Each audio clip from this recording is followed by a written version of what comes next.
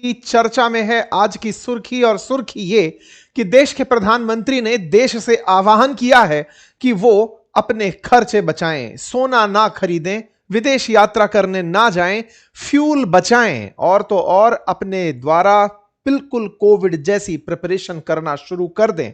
हमने आज से 1 महीने पहले आपके सामने एक सेशन किया था जिसमें चर्चा की थी कि कोविड से भी गहरा संकट आ रहा है। आज से 1 महीने पहले यह जानकारी मैंने आपसे साझा की थी। आज प्रधानमंत्री का अनाउंसमेंट आ चुका है। प्रधानमंत्री के अनाउंसमेंट पर विपक्ष हमलावर है तो सरकार के बचाव में सरकारी लोग उतरे हुए हैं।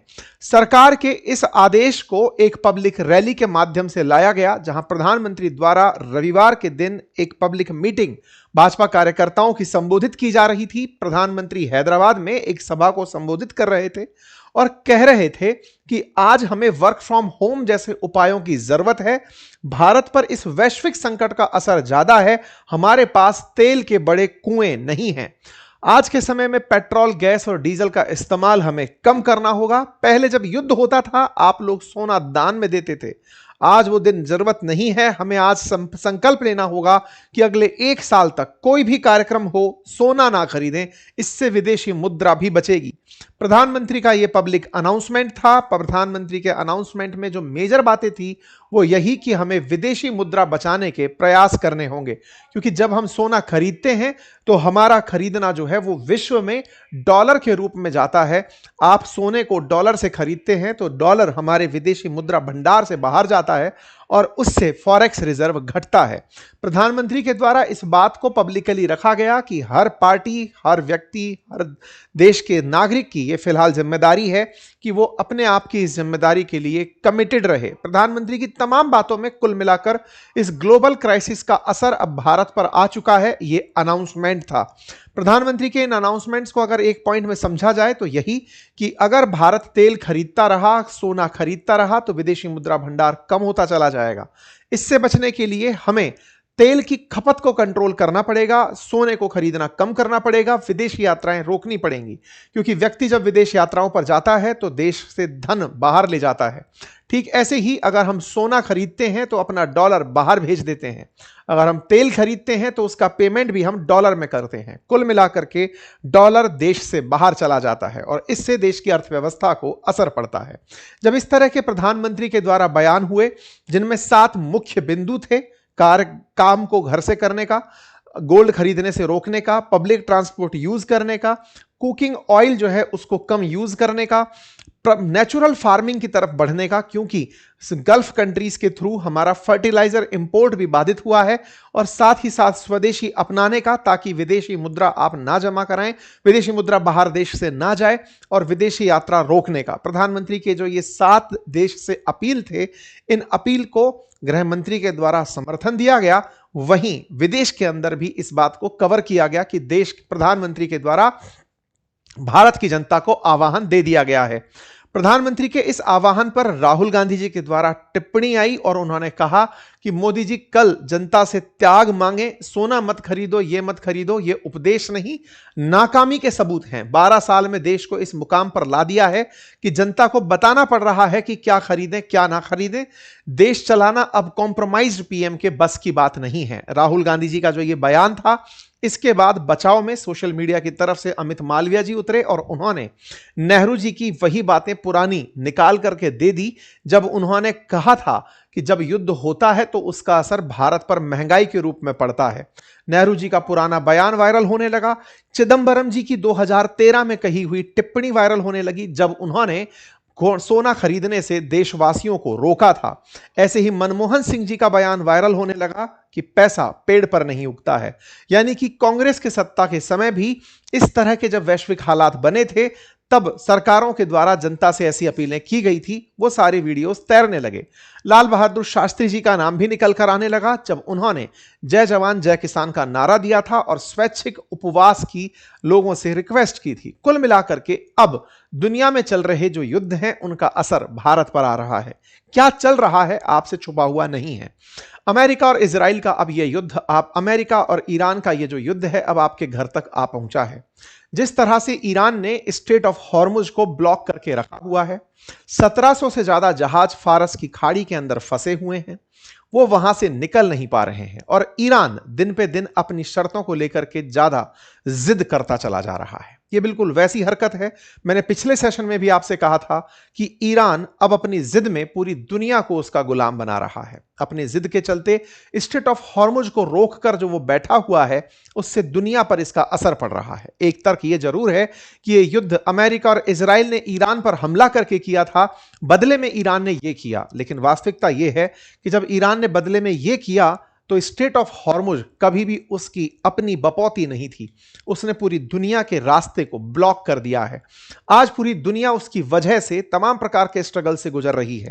ऐसे में एक कायराना हरकत करना, जिसमें किसी व्यक्ति को, किसी एसेट को, किसी ऐसी चीज को जिसका युद्ध से कोई वास्ता नहीं है, उसे अपने पास में एक कब्जे की चीज बना करके उसका इस्तेमाल करना, यह बिल्कुल आतंकी तरह की हरकत कंसीडर की जा सकती है। आज जो ईरान कर रहा है, यह किसी भी एंगल पर अब दुनिया में एप्रिशिएट नहीं हो रहा है, क्योंकि अल्टीमेटली दुनिया के देश अब इससे प्रभावित होने लगे हैं।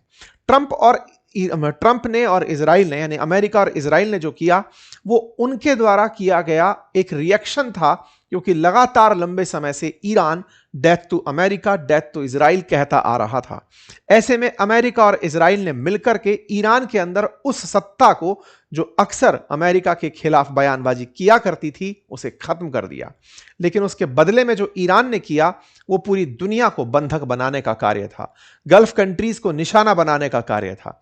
यदि इस तरह की हरकत ईरान करता रहा तो अमेरिका का यह डर भी अपनी जगह कहीं ना कहीं सही है कि अगर इनके पास न्यूक्लियर बम हुआ तो ये इससे भी भीषण हादसे खड़े कर सकते हैं। यही कारण है कि ट्रंप अभी तक इस पॉइंट पर अटके हैं कि मुझे जब तक तुम्हारा यूरेनियम नहीं मिलेगा, मैं ईरान का ब्लॉकेड नहीं खोलूंगा। देखते हैं कौन पहले टूटता है, अमेरिका या ईरान। ऐसे में इन दोनों की जिद में टूट हम जैसे लोग रहे हैं, जिन्हें वर्क फ्रॉम होम करने के लिए कह दिया गया है। बड़ा सवाल बनता है, भारत इस पर कोई कार्रवाई क्यों नहीं करता? किस पर कार्रवाई?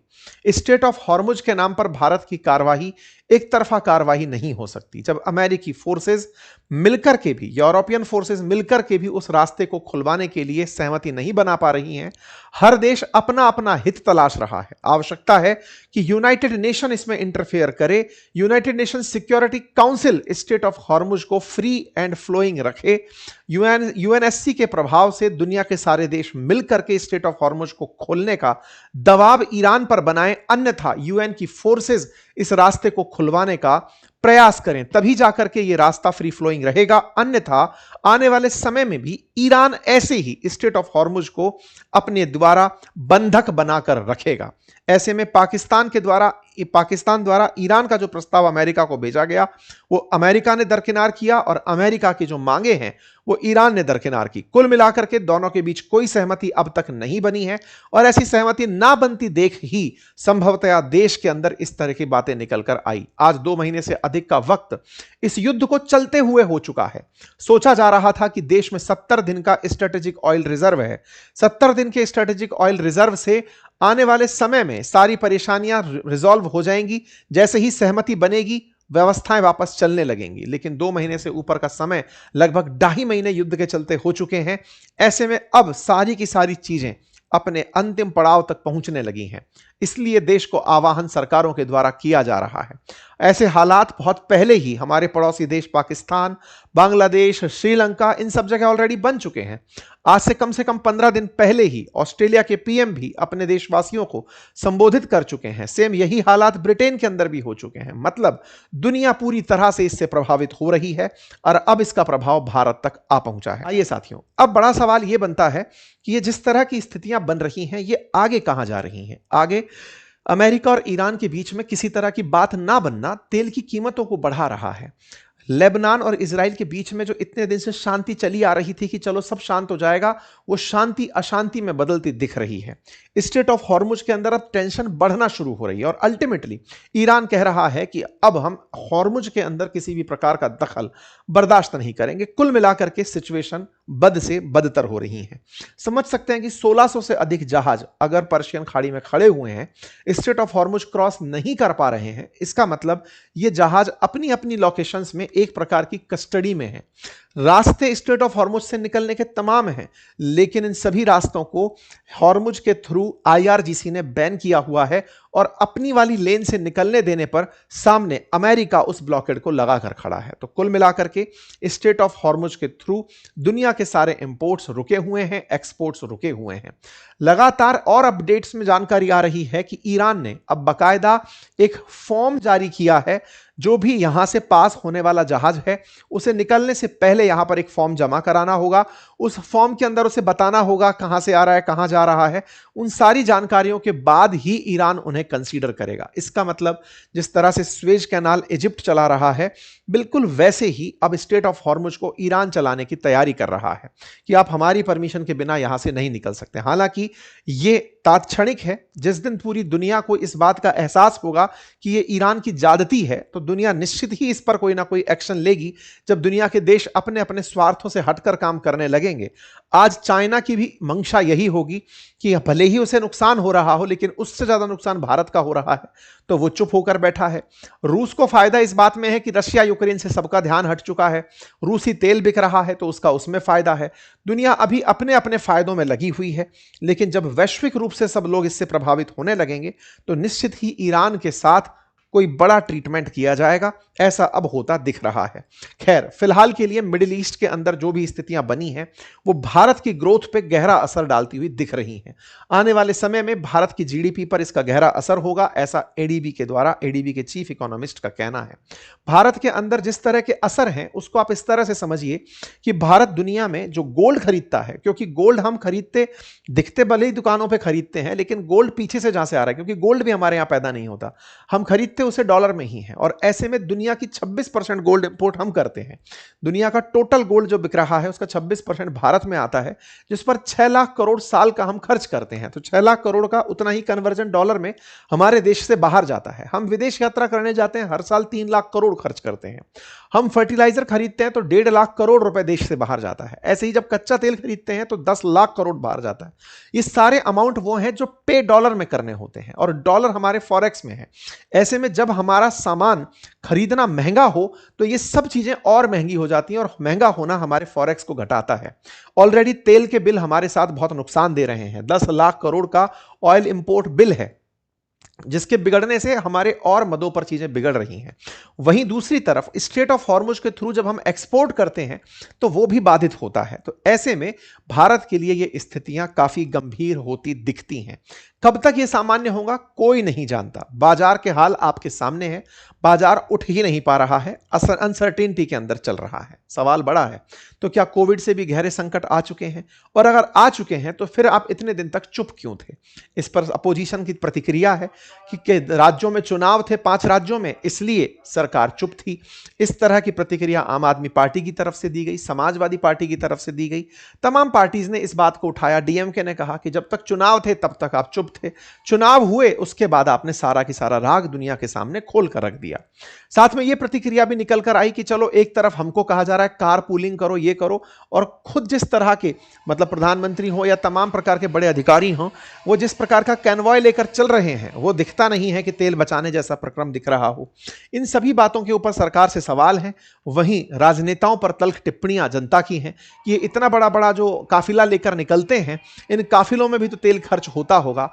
ऐसे में कहने और करने में बड़ा अंतर है। खैर, कुल मिलाकर क्या ऐसे समय पर ईवी प्रमोट करना सही है? एक मंत्री जी के द्वारा ईवी प्रमोट की जा रही है। क्या मध्यम वर्गीय इतना ज्यादा अमीर है कि आज चलो तेल नहीं खरीद पा रहे, आज चल के मंडी से ईवी खरीद लाते हैं? इतना आसान भी ये काम नहीं है। इसका मतलब जो आप जनता से कह रहे हैं, वो करते हुए खुद भी दिखाई दें, तो वो काफी प्रभावशाली होता है। जनता अब फर्टिलाइजर की जगह इस्तेमाल करने निकले कि चलो साहब, आप ऑर्गेनिक खाद यूज करना शुरू करो, लेकिन सबसे बड़ा सवाल यह है कि उसकी उत्पादकता घटती है। उत्पादकता पर जो असर है, उसका कंपनसेशन किस तरह से किसानों को मिलेगा? आप समझ सकते हैं कि आप ऐसे एफएमसीजी जो कंपनीज हैं, जो रोजाना आप तक जरूरत के सोप साबुन ये सब पहुंचाती हैं, अब वो खुद प्राइस बढ़ाने की कह रही हैं, क्योंकि उनके लिए भी ऑयल महंगा हो रहा है। तमाम प्रकार से जो व्यक्ति है, जो आज देश का आम नागरिक है, उस तक महंगाई ट्रांसफर होना शुरू हो चुका है। रही बात वर्क फ्रॉम होम देने की, तो कंपनीज वर्क फ्रॉम होम तो कर लेंगी, लेकिन सबसे बड़ी दिक्कत यह है कि उससे जो उनकी उत्पादकता घटेगी, उसका असर किस तरह कैलकुलेट किया जाएगा। देश की निश्चित ही अर्थव्यवस्था पर इसका बड़ा नकारात्मक असर पड़ेगा। यही कारण है कि जब भी कोई जियोपॉलिटिकल घटना होती है, सवाल सरकारों से यही किया जाता है कि आज आप जो चुप बैठे हैं, इसकी कीमत बहुत से लोगों को चुकानी पड़ेगी। सरकार के द्वारा ऐसे समय पर किसी प्रकार की मध्यस्थता का इनिशिएटिव ना लेना, देश के अंदर वेट एंड वॉच की पॉलिसी बनाए रखना, देश के द्वारा इंटरफेयर ना करना कि नहीं ऐसा मत करो। आज दुनिया के जो देश अपने अपने हितों को सोचकर बैठे हैं, आज उन सब देशों तक ये जो हालात हैं, आज आप जब ऑफिस ना जा पाएं, आप तेल की कीमत ऊंची चुकाएं, जब आप साबुन और सोडे के लिए ज्यादा पैसा खर्च करें, तो आप इसके लिए किसे जिम्मेदार ठहराएंगे? तो आंसर निकल कर आएगा उन देशों की सरकारों को जिन्हें नेतृत्व दिया गया था इंटरफेयर करने का, कि आप रोकें, इन्हें बोलकर टोकें कि नहीं आपकी ये दिक्कतें हम तक पहुंचेंगी। खैर, अब कुल मिलाकर जो भी है, अंतरराष्ट्रीय घटनाओं पर जब कई बार हम विश्लेषण करते हैं तो कई लोगों का तर्क होता है कि सर उन बाहर की दुनिया की चर्चा हमारे देश की खबरों के लिए क्यों की जा रही है। शायद समझ में आ जाए कि जब मैं विदेशों की चर्चा आप लोगों के सामने करता था, क्योंकि वो घटनाएं लौट कर आप तक आएंगी, देर से आएंगी, बस इतना सा असर हो सकता है। जो आज हो रहा है इसका घोषणा तो हमने 1 महीने पहले आपके सामने कर दिया था। 1 महीने पहले आपके सामने डिटेल वीडियो में बता दिया था कि क्या हालात हैं। तो कुल मिलाकर बात यह है कि अब आप सतर्क रहिए, समझदारी से काम करिए, देश को जरूरत है आपकी, तो उसके अंदर इंतजार करते रहिए। बाकी आप लोग इस विषय पर क्या सोचते हैं, अपनी राय कमेंट बॉक्स में जरूर बताएं।